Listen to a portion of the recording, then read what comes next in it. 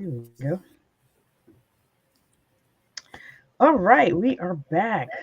Let's get to it.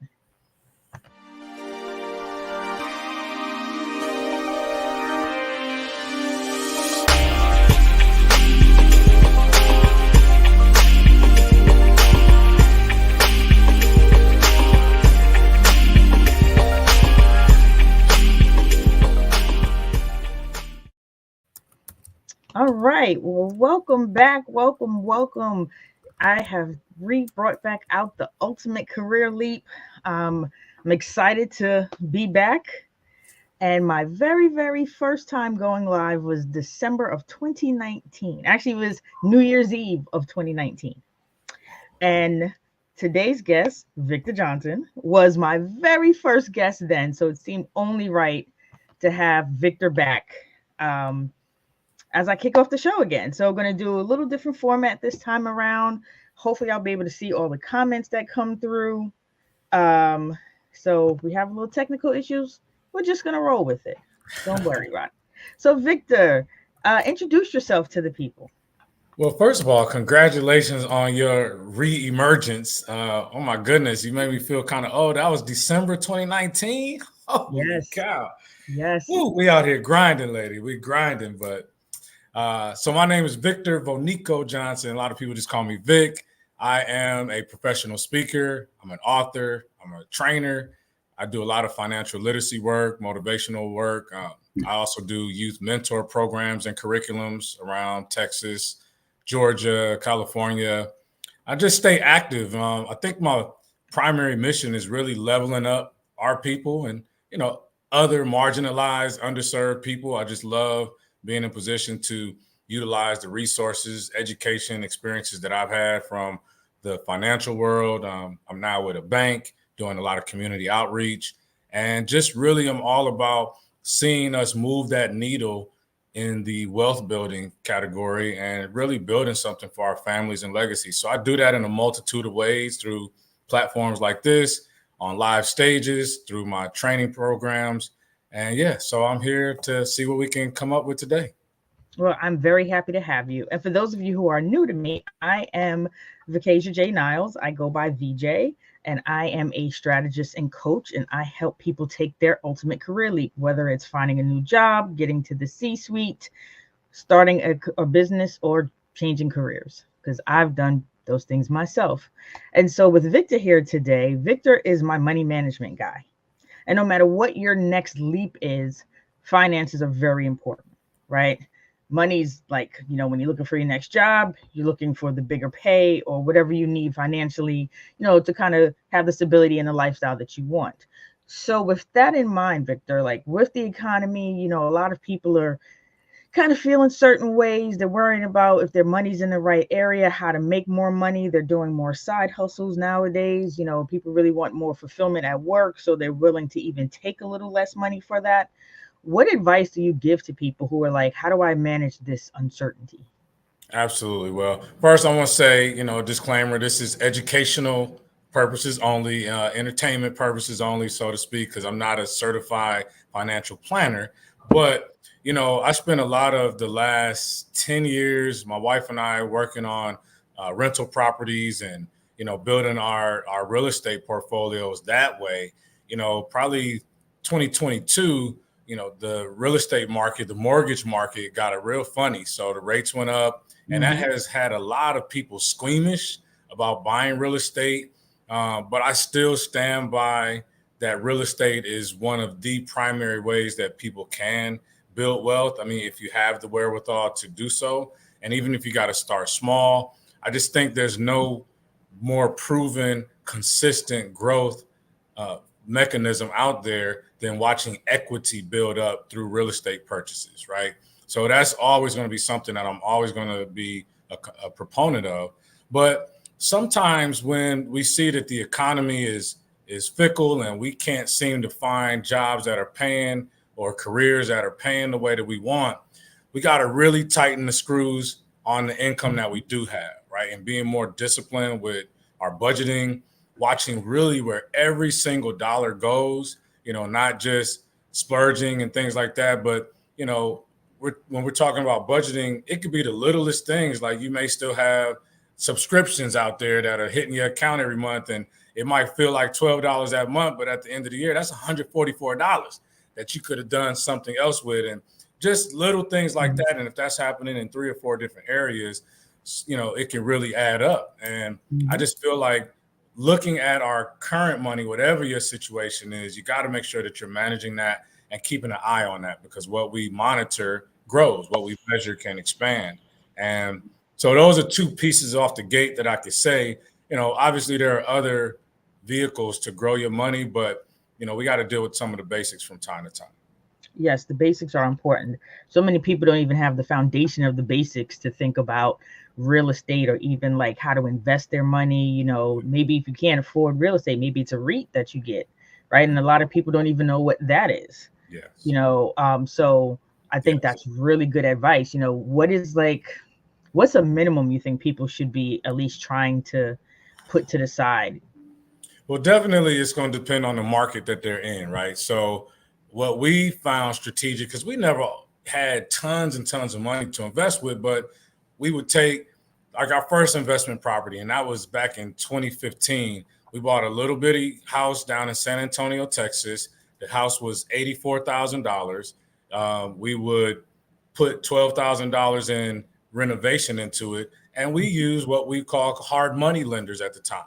Hard money lenders are going to look at the property and not necessarily your personal wealth. They're looking at what are you going to do to add value to that property to increase the value. And so with that, we had to put 20% down of the basically just say $100,000 that they invested with us. So that was, almost $20,000 that we had available, which I literally used my 401k money to do that transaction.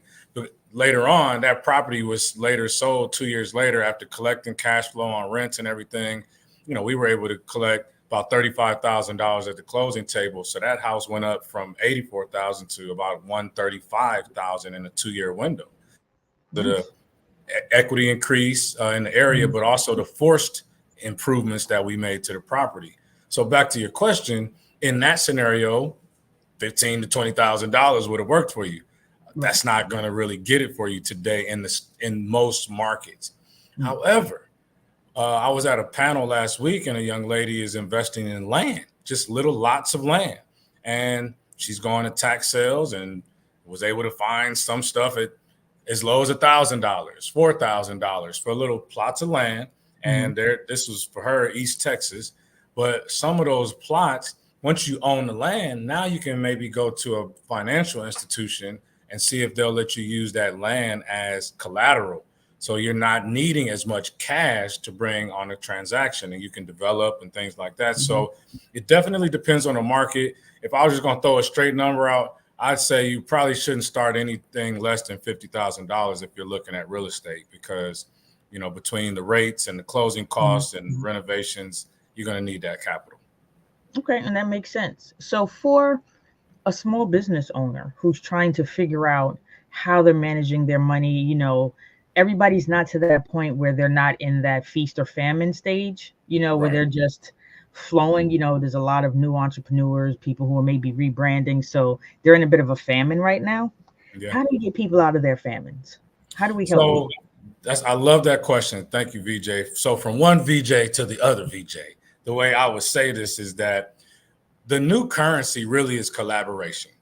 If you don't have the capital, but you have this brilliant idea and you're able to communicate the outcome of that idea, through business plans, and you got some projections on what the numbers should look like and who your target audience is, like really getting in depth with your business, then you can collaborate or partner with somebody who does have the capital, but maybe they don't have the time nor the know-how to do what you've put out on paper, right? So, you don't have to have all the cash. They got some cash, you got the brains.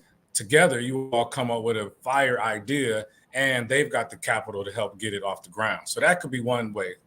Also, especially if we're talking about minorities, Blacks, women's, veterans, any BIPOC community, that is right now another currency, if you will, because there's federal grants, There are banking institutions. Most of the financial institutions and banks are required by federal law due to fair lending requirements that are out there now. They got to have equitable lending to all races, creeds, genders, non-binary, and all that kind of stuff. But if you are in any of those underserved genres, or even, like I said, veterans and women, then you can approach financial institutions with a solid business plan, with an idea of what your business looks like and what it'll look like over the next 3, 5, 10 years.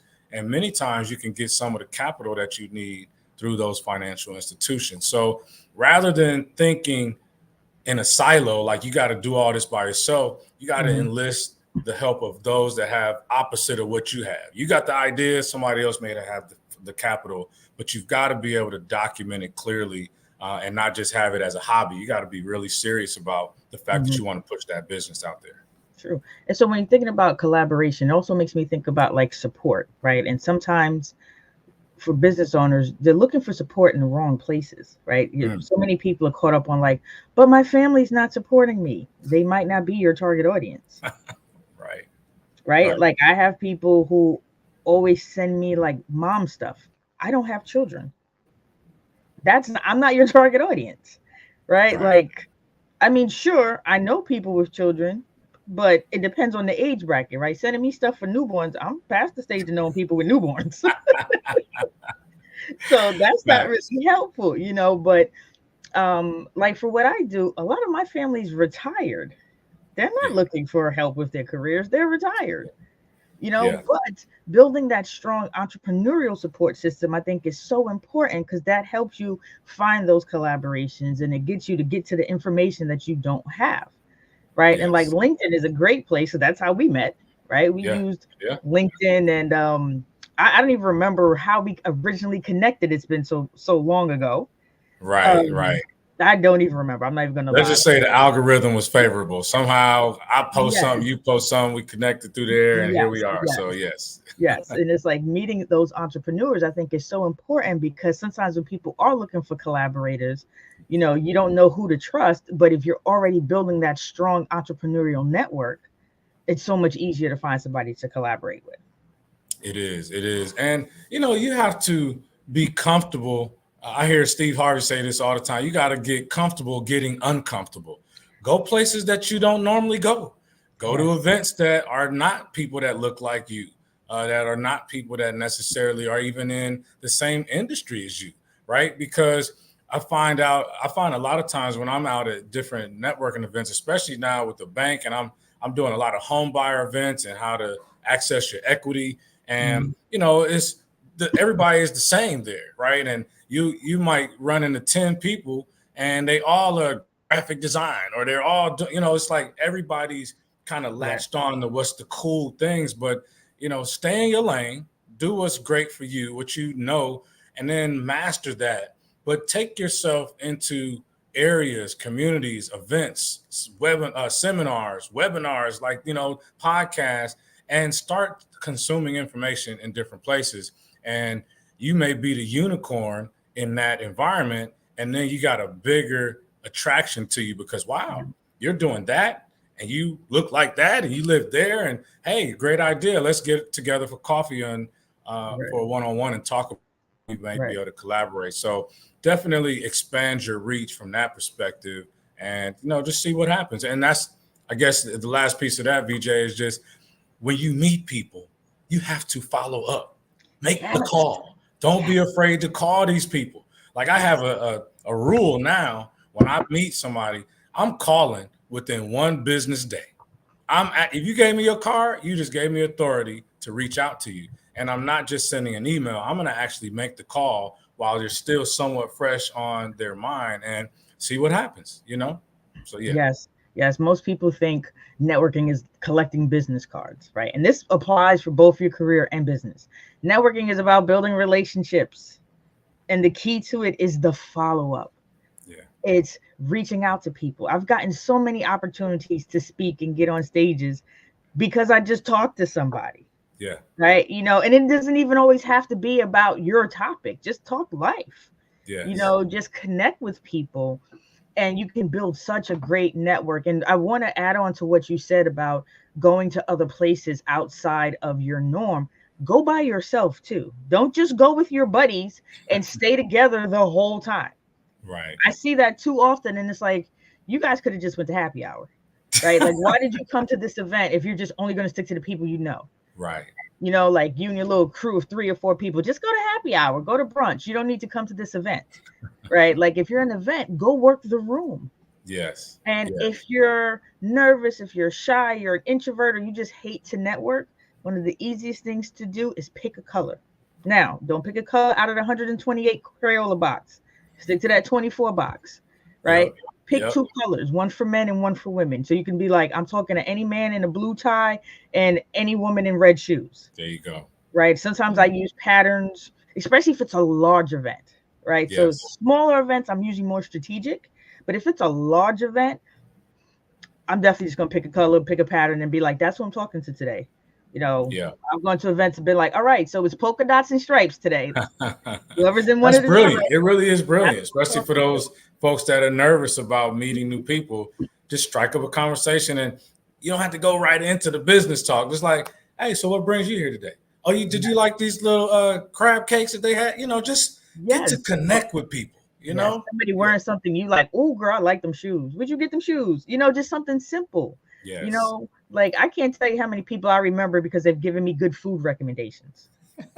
Like that, then like Well, you'll be my friend for life if you find me some good places to eat in whatever city I'm in. mm-hmm. So, you recommend something great, I will follow up with you in a heartbeat. Like, hey, I went to that place. It was great. How can I help you? How can I Yep. support you? And Mm-hmm. don't be afraid to support people as well, because how well are you supporting people, right? Because everybody wants to be supported, but they're not also giving the support. Right. And it's Exactly. not hard to just share content, to like, to comment, right? To do an introduction. Yep. That's huge for somebody. You know what? I follow Yes. this podcast and I think you'd be a great speaker on it. You should check it out. Like, that's huge for a speaker. For sure. For That's sure. something so simple you could do for somebody. Yeah, yeah. And what you're describing really is quality over quantity. You don't have Yes. to talk to every single person in that event place, right? Connect with people. And man, we can go on about this one for sure. Like, because it's just I see so many people, young and old, that, Mhm. they don't really grasp a concept of networking events, right? And you want to lock somebody, so you get comfortable talking to somebody. Now you want to lock them down for 30 minutes. Like, talk to them, get some exchange information, see if Yeah. there's some synergy initially off the jump. And if there is, hey, let's get together for coffee when it's not so loud and it's, not so much going on. I'm gonna work the room and, see if there's some other folks here that I can help, that I can Mhm. add value to. But I definitely got your info. We're gonna connect. Good. Boom. Off to the next, right? Exactly. And Exactly. quality, because everybody is not for you. But if you are approaching it like, what I have to offer, maybe it's somebody that I can introduce them to, like you said, VJ, you're going to get the most out of that. And it may not be that night. It may take months Mhm. before you to get a return on that, but you helped somebody and they're going to remember that for sure. Definitely, definitely, definitely. So to get us past the networking topic, because we could be on Yes, that one all for night. sure. Um, so when it comes to money management for people for their careers, because I know my audience is a little bit of both, Mm-hmm. what would you recommend for somebody who's thinking they can take less money, but they're not sure if they can take less money in their new role for their level of happiness? So I'm a believer in knowing your standards. Like, what are the things that you need? And maybe that's as simple as writing down, I need a certain amount of time available. I need to be able to connect with my family. Like, jobs and wealth is not just a cash transaction, right? You got to have a certain amount of money. And I do this a lot with youth and some of the adults in my different training programs on financial literacy is, what is your number? And like, a lot of people say, man, if I had $1 million, I'd be set. Well, really? What if you only need $8,000 a month to cover everything that you pay for? Your mortgage, your car Mhm. payment, your savings, your volunteering, donating, your vacation money, your splurge money. What if all of those things that you spend every single month comes down to $8,000? Okay, so now we're talking about you really don't need that much. You need $96,000 a year because you need to have Right. 8,000 times 12 months, $100,000. You set, right? So we get so caught up in these multitude of numbers, but you really got to write down what your needs are, and you might find that you don't need that company to pay you 150 grand a year. You need them to pay you 110 a year, and you need to have X number of days available off so you could do this, that, and the third with your time. Also, they need to have a nice wellness program that pays you if you go to the gym, or like there's so many ways that you can look at the dollars, and it's not always cash for cash, right? You can also look at are there any stock options? What's their 401k situation looking like? So you don't have to just be locked in on that. And I know that money is important, but we can leave a lot of other valuable things on the table when we're just looking at the salary. Yes. I told my clients that too. Like, is there tuition reimbursement? What about career development, right? Like, you want to attend these conferences in your industry. Are they covering that? Right. And do you have to take your personal days to attend them? All these different things. But I do want to get back to the number part. So I spoke at a leadership conference last month in New York City, and I asked, and it was women, and I asked the women what was their financial independence number. And only one woman in the room actually gave an actual number. Most were like, oh, I want to make a lot of money, or I need a lot, or I need abundance, right? And I think that we're scared of numbers sometimes because of the whole, like, let's not talk about money conversations most of us have grown up with. And that's like across the spectrum, I think. But I also feel like in certain older people, like I'm going to say like Gen X and up, like Gen X and boomers, saying like $1 million sometimes seems like unreal to them. Yeah. Right. Because it was a number that just did not seem obtainable when it's so much more obtainable nowadays. Sure and is. I've heard one of my coaches say, like, you get $1 million in your lifetime. It just depends on how much, if you think about your salary divided by 1 million and you worked X amount of years, you've probably made $1 million, but you just haven't gotten it all in one shot. So I wonder, how do we get people more comfortable with coming up with a number? Like, I used to have, my financial independence number was 3.5 million, right? And that was like out of debt, the investments I wanted, and then plus I could live comfortably and do the things that I wanted to do. Right? Like, that's been my number. And I want to get more people comfortable, especially women, especially people that look like us, especially people from communities that just don't talk money, right? Whether they're just from socioeconomic reasons to their, the nationality of their race. Like, how do we get people more comfortable with talking about a number and seeing that these numbers are actually realistic? I wish there was like just a silver bullet answer for that. But the bottom line is you just have to do it. You have to circle yourself with people who are comfortable having those kind of conversations, right? And, it's just like, again, getting ready to start working out.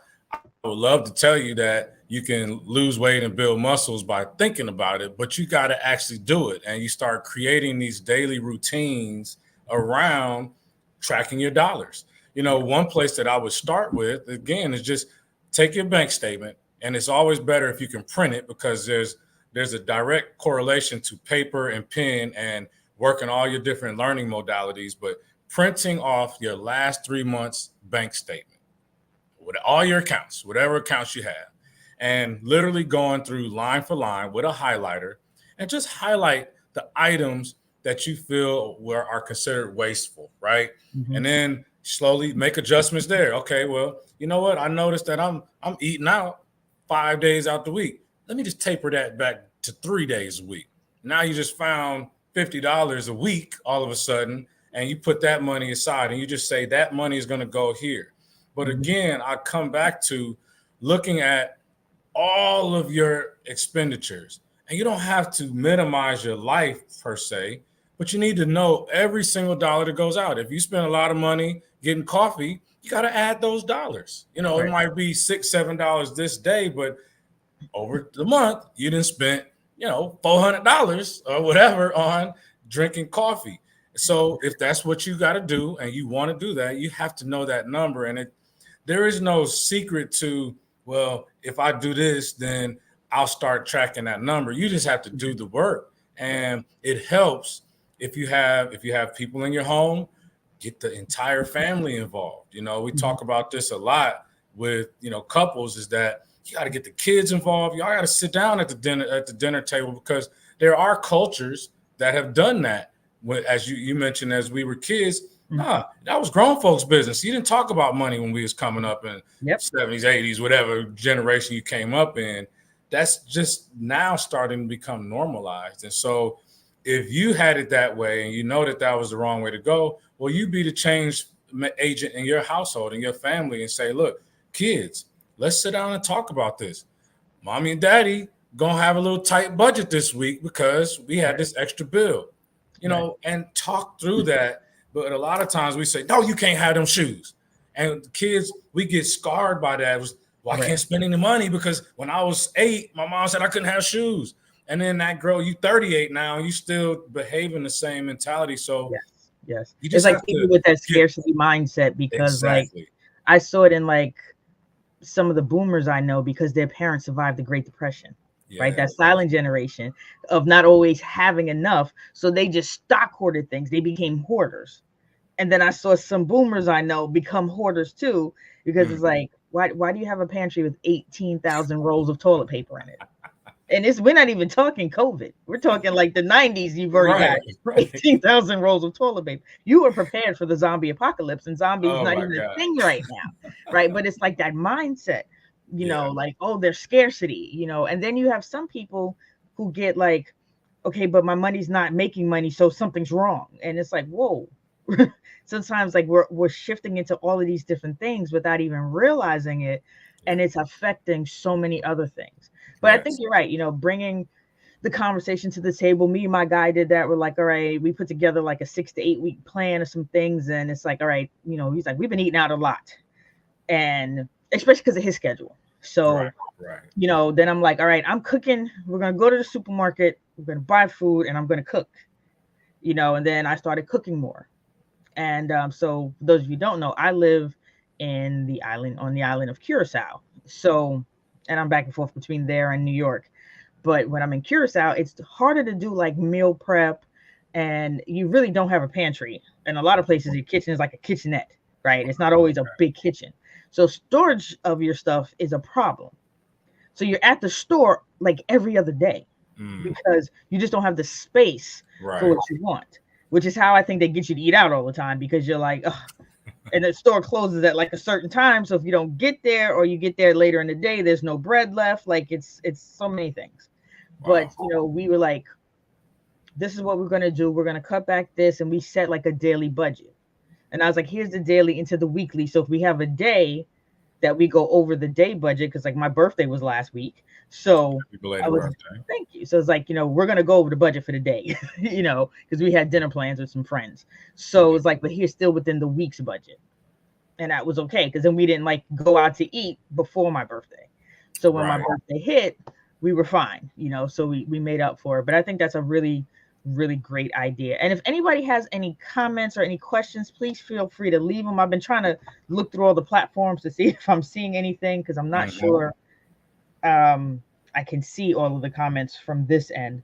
But I will also, if you have any, I will go back in and check later. So we will always be able to answer questions. So I want to do something fun before we end out. Let's do it. I would like you to tell me your top 3 favorite movies. Top 3 favorite movies? Any genre, and you can combine like trilogies or sagas. Okay, so you know, I'm a little rough around the edges, VJ. So, you know, some of my movies, you know, so yeah. So one of my favorite movies of all time is Baby Boy, which was Tyrese and Taraji P. Henson, their first movie. So that was one of my favorite, Baby Boy. I'm a fan of a movie called The Edge with Anthony Hopkins and yes. What's my guy, the brother that anyway. Anthony Hopkins in it, The Edge. You'll love that movie. These guys get stranded and the plane crashes and they getting attacked by this bear. So I love that movie. It's a lot of life lessons in there I share with my son as he was coming up. And then, man, I want to bring y'all a little closer into Oh, time. with Harold Perneau, that Not guy. Harold, no, Baldwin. Alec Baldwin is in Oh, there Alex with him. Baldwin. Yes, Yeah, yes, yes, Alec Baldwin. There you yes, go. yes, yes. Yeah, when he was still loved and stuff by folks. So yeah. um, what else? A third movie that I like. I'll say. I actually. What was I was about to say? I actually will say this one. I love this movie. Oh man, I'm horrible with names of movies. Mm, the actor is. See, that's what happens when you hit 50. You just stop forgetting everything just randomly. All right, let's just go with this You're one. not I 50. love. I'm a fan of the movie Malcolm X because I Malcolm love the X is a way great I movie. read the book. That was like the first Same. book I read as a teenager, and it got me into reading. I've been an avid reader ever since. So when Spike Lee did the movie, it was just to me so well done. So I'll go with those three for now. Okay. And what book are you currently reading? Ooh, right now, I just finished reading Start With Why. I literally have it on my desk. Start With Why. Mhm. Simon Sinek is one that I'm reading. I just finished before that one is The Power of One More, which is Ed Milet. That's a great book right there. And I'm kind of in between this other third book called Ask and It Is Given. This one is by Esther and Jerry Hicks. So I'm big on like law of attraction and Wayne Mhm. Dyer and stuff like that. So he Mhm. he wrote the forward on that one. So those are three books that I've been reading this month. Nice, nice, nice. I am reading The Seven Money Habits of Successful People, I think it is, or Yeah. millionaires. Yep. Um, Rereading Think and Grow Rich for like the umpteenth time. That's Mm-hmm. always whenever I'm about to do something different in business or I just need to focus back, I always pull back up Think and Grow Rich. For It's got sure. so many highlights in it, it's ridiculous. And I have the e version, so I just got like highlights in different colors. Mm-hmm. Mm-hmm. Mm-hmm. And what is the third book I'm reading? Nope, I'm actually looking for a third book to start. Okay. I had to it's just been a crazy time. I've been doing some moving, changing some things around. So I'm actually pulling out my third book. So in the stack, once I had everything situated and settled. So I want to give everybody here Victor's info. So this is how you can find Victor. This is his website. Mm-hmm. Okay. Yeah, shameless Victor, plug. They can read my book, especially yes, when it yes, comes to yes. financial management, proven pathways to wealth and happiness. That book talks about my personal journey of improving my credit score from the low 500s all the way through buying our first rental property. So everything from addressing our credit challenges, how we started budgeting, how I had to increase my personal development and got better jobs. Better Mm-hmm, jobs got more money coming in, and I use mm-hmm. that extra money to start investing in rental properties. So it's a great book, quick read, 110 pages. Okay, and they can find the book on Amazon. Amazon, Kindle, yep, absolutely. Or they can go to the website bethevictor.us and order the audiobook and paperback. Okay, so I'm gonna leave that up for a little bit so you guys can get the name of the book. I already put up his website, which is this one, Yep. and this is how you can reach him. He's also on LinkedIn, Victor Vonico Yes. Johnson. Right? Is that how you say your middle name? Did I say it Yep. right? Victor Vonico Johnson. Yep. Yes, yes, yes. Perfect, perfect, perfect. Well, thank you so much, Victor. It's been a joy having you. Anybody in the audience, if you have any questions, please drop them. We will check back for the replays. I'm sure a lot of people are probably eating dinner right now. But this is definitely a great conversation to have. Get your financial situation, talk it through with your partner, with your family, your kids. Get those realistic numbers, and any number can be realistic. You just have to look at it, write it down, be willing to Right. talk about it. So oh, I need abundance, I need wealth, I just want to be okay. Well, what does that look like? Right? Whether it's for your career or it's for your business, because even for your business, you need to know what it looks like. What are your numbers? That's always very, very important. Gotta know Um, it. Very, very important. I found out some of us find that out the hard way. I'm on my fourth business, so I learned Yeah. that two businesses ago. There you go. Hey, we learn from that stuff. It's like that cocoon. You don't get strong unless you build that muscle so you can start flying. So it's all good. Exactly, exactly. So, thank you so much, Victor. Thank you for And having me. everyone, I will see you next week. My next guest is Jamie Knight Newton. She is the Motherhood Mastery, and we're going to talk. This one's definitely going to be for the ladies, but gentlemen, please tune in. Bring in your wives, your moms. We're going to talk about like taking off that cape of being the superwoman and how dealing with motherhood and success kind of comes together and all the things that entails. So, same bat time, same bat channel. Thank you. Thank you.